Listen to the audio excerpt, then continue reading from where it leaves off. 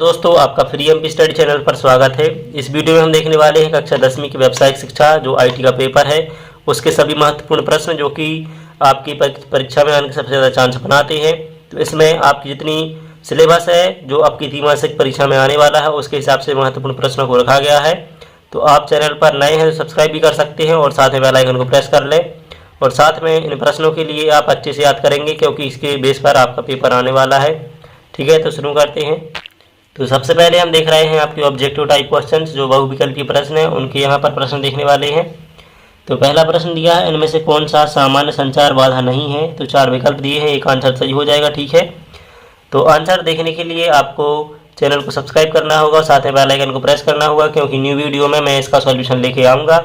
तो पहले यहाँ पर आप क्वेश्चन पेपर देख रहे हैं। ठीक है, फिर प्रश्न दूसरा दिया है इसमें से कौन सी संचार बाधाओं को दूर करने के तरीके हैं। तो 4 विकल्प दिए गए हैं, आपको इनमें से कोई एक आपका सही आंसर होगा। ठीक है, फिर इसके बाद प्रश्न 3 है जिसमें दिया है निम्नलिखित में से कौन सा संचार प्रक्रिया चक्र के अंदर संचार का तत्व नहीं है। तो 4 यहाँ पर ऑब्जेक्ट दिए गए हैं जैसे चैनल, प्राप्तकर्ता, प्रेषक, समय। ठीक है, इनमें से आपका एक आंसर होगा। फिर आगे बढ़ते हैं, प्रश्न क्रमांक 4 है तो आपको कार्यस्थल पर छुट्टी के लिए आवेदन करने की आवश्यकता है, आप संचार की कौन सी विधि उपयोग करेंगे। तो यहाँ पर 3 मेथड दी हुई है, मतलब कि विधि दी हुई है, इनमें से कोई एक आपका आंसर होगा। ईमेल, पोस्टर, समाचार पत्रिका। ठीक है, आगे बढ़ रहे हैं नेक्स्ट क्वेश्चन की ओर। प्रश्न 5 दिया गया है इनमें से कौन सी एक सकारात्मक चेहरे की अभिव्यक्ति है। तो यहाँ पर 4 ऑप्शन है। ठीक है, इनके लिए आप ध्यान से पढ़ लेंगे और जो आंसर है उसके लिए आप क्लिक कर लेंगे। ठीक है, आगे बढ़ते हुए देख रहे हैं प्रश्न क्रमांक 6 है एक सीधे शरीर की मुद्रा संप्रेषित करता है, यह दिखाता है। ठीक है, गर्व या व्यावसायिकता या आत्मविश्वास या नम्रता, कोई एक इसका उत्तर होगा, आपके लिए देखना होगा। ठीक है, इसके बाद आगे बढ़ते हैं, प्रश्न 7 है इनमें से कौन सा कार्यस्थल पर एक गैर मौखिक संचार नहीं है। ठीक है, तो यहाँ पर 4 ऑप्शन है, 4 में से आपके लिए कोई एक सही करना है। इसके बाद आगे बढ़ते हैं, प्रेषक अपने संदेश किस तरीके से भेज सकते हैं। तो यहाँ पर 4 ऑप्शन दिए गए हैं जिसमें इशारों से, बोलकर, पढ़कर और लिखकर। ठीक है, तो यहाँ पर प्रेषक के बारे में पूछा गया तो इसके लिए आपका आंसर आपको खोजना पड़ेगा, या तो फिर आप चैनल को सब्सक्राइब कर लें, नए वीडियो में इसका पूरा सॉल्यूशन मिल जाएगा। आगे बढ़ते हुए देखते हैं, फिर आपका प्रश्न क्रमांक 9 है संचार के बारे में निम्नलिखित में से कौन सा कथन सही है। तो ठीक है, आपके लिए नीचे का कथन दिए गए हैं, इनमें से जो भी कथन आपका सही है वो आपके लिए बताना है।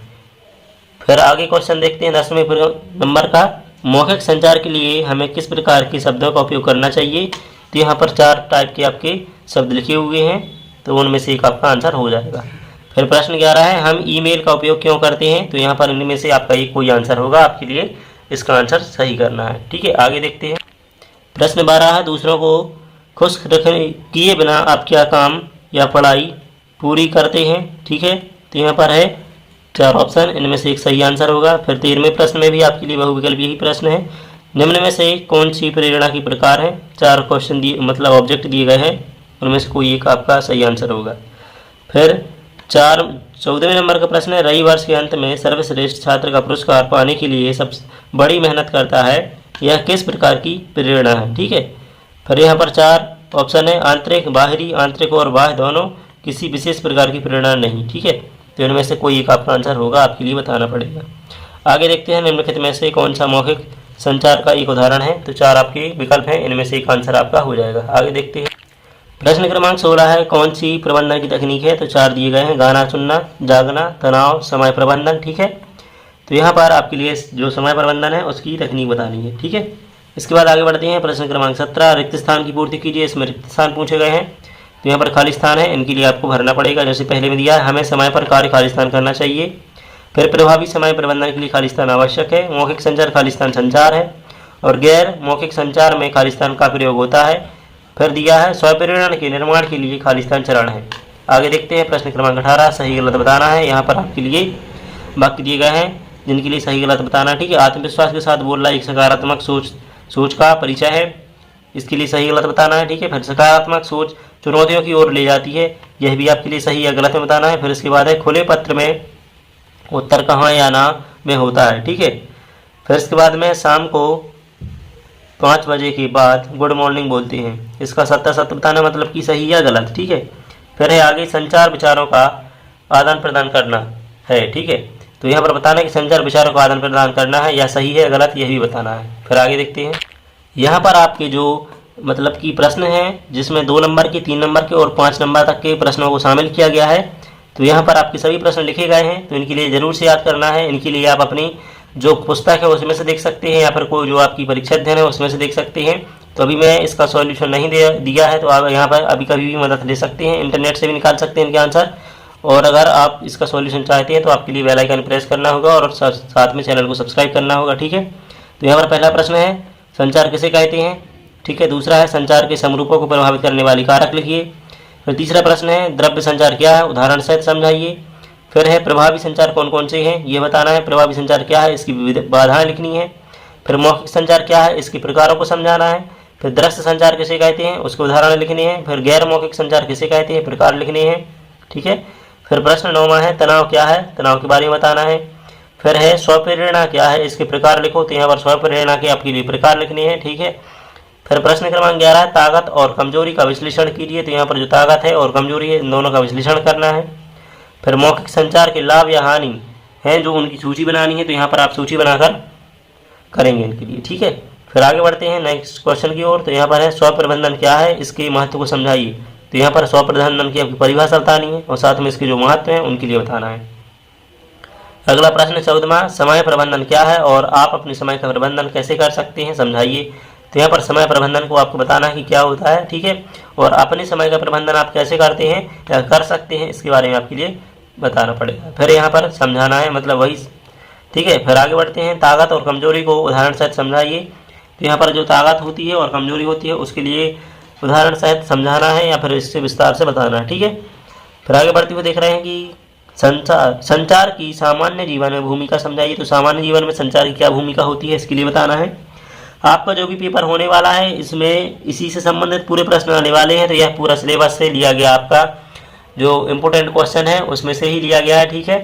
तो आपके लिए सबसे पहले इनको तैयार करना है, इसके बाद में आप कहीं और से भी स्टडी कर सकते हैं। इसके बाद जैसे ही ओरिजिनल पेपर आता है तो आपके लिए चैनल पर मिल जाएगा। बस आपके लिए करना वही है कि पहले आपको चैनल को सब्सक्राइब करना है, फिर बेल आइकन को प्रेस करना है ताकि नई वीडियो की नोटिफिकेशन आपके तक पहुँच सके। फिर आगे बढ़ते हैं, यहाँ पर है 17वां प्रश्न, मौखिक संचार और दृश्य संचार में अंतर बताना है। तो यहाँ पर अंतर पूछा गया है किसमें, मौखिक संचार में और दृश्य संचार में, ठीक है। फिर आगे बढ़ते हैं, प्रश्न 18 लिखा है कि संचार के विभिन्न तरीकों की सूची बनाइए। तो यहाँ पर जो विभिन्न तरीके हैं वो बताने, ठीक है। 4 से 5 तरीके आपके लिए बताने पड़ेंगे संचार के जो विभिन्न तरीके होती हैं।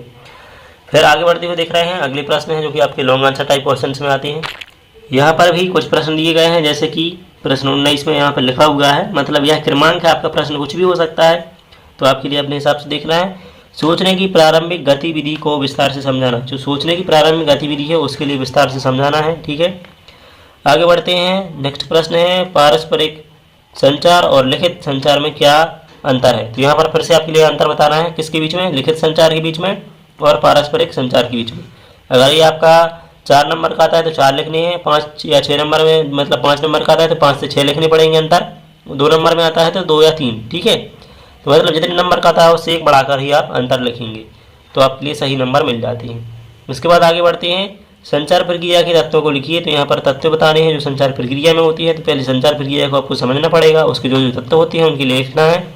और अगर आपका ये बड़े क्वेश्चन में आता है जैसे कि 4 नंबर या 5 नंबर में, तो आपके लिए इसको विस्तार से बताना पड़ेगा, ठीक है। तो फिर आगे अगला प्रश्न देखते हुए चलते हैं कि यहाँ पर प्रभावी संचार की बाधाओं को दूर करने के तरीके से बताने हैं। तो यहाँ पर जो तरीके हैं प्रभावी संचार की जो बाधाएं हैं उनको दूर करने की, तो उन तरीकों के लिए यहाँ पर आपके लिए विस्तार से बता देना है, ठीक है। तो फिर अगला प्रश्न है आपका, स्वयं विनिमय को समझाइए। जो स्वयं विनिमय होता है, ठीक है, उसके लिए यहाँ पर समझाना है। आपका ये जिस हिसाब से प्रश्न आएगा उस हिसाब से लिखना पड़ेगा, जैसे कि आपका 3 नंबर में तो 3 नंबर के हिसाब से, 5 नंबर में या 4 नंबर में तो उसके हिसाब से। तो यह आपको समझना चाहिए कि प्रश्न कैसे आपके आया है, ठीक है, कितने नंबर में आया है, उसके हिसाब से आपको उसका उत्तर लिखना है। और आप कंप्लीट मतलब जो भी है उत्तर उसको आप याद करके जाएं ताकि आप सही से लिख पाएँ। फिर इसके बाद आगे बढ़ते हुए देख रहे हैं कि लक्ष्य निर्धारित क्या है, इसके तत्वों की सूची बनाइए। तो लक्ष्य निर्धारण क्या होता है उसकी आपको लाभों की सूची बनानी है। तो पहले आपको लक्ष्य निर्धारण मतलब किसी जैसे कहते हैं गोल सेट करना। तो गोल सेट करने के कौन कौन से प्रॉफिट हैं उसकी सूची बनानी है, ठीक है। तो यहाँ पर जो प्रॉफिट लिस्ट है उसके लिए आपको बनाना है। और अगर यही बड़े क्वेश्चन में आता है तो समझा भी सकते हैं, ठीक है। तो इस प्रकार से आपने इस वीडियो में देखा कि किस प्रकार से यहाँ पर सभी इंपॉर्टेंट क्वेश्चन आपके लिए दिखाए गए। जो कि आपकी आईटी या व्यावसायिक पेपर होता है, IITES के नाम से भी होता है, ठीक है।